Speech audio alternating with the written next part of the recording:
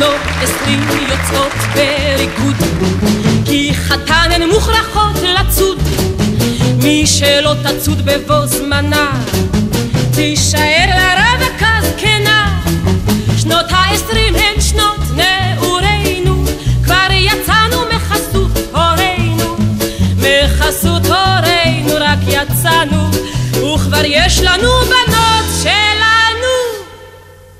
בונה בונה בונה בונה הבנות, בשמחה וגם בעצב, כך נרקוד לפי הקצב. אם נרצה או לא נרצה, אז תזמורת מוזיקה במחול נצא.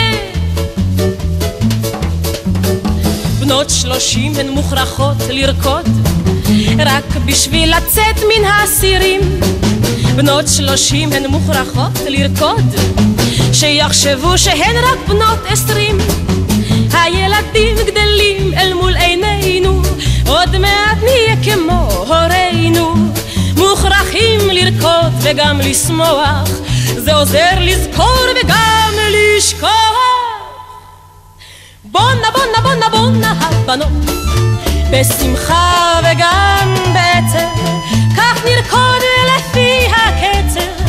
אם נרצה או לא נרצה, אז תזמורת מוזיקה במחול נצא.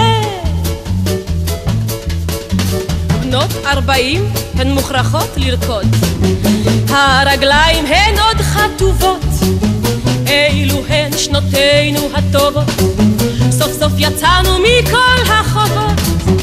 והבת היא כבר אלמה נחמדת, וגם היא עם בחורים רוקדת. וכשיש לנו ילדה כמוה, אז אפשר לרקוד וגם לשמוח.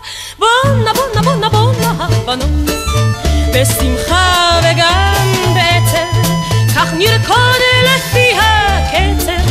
אם נרצה או לא נרצה, אז תזמורת מוזיקה במחול נצא.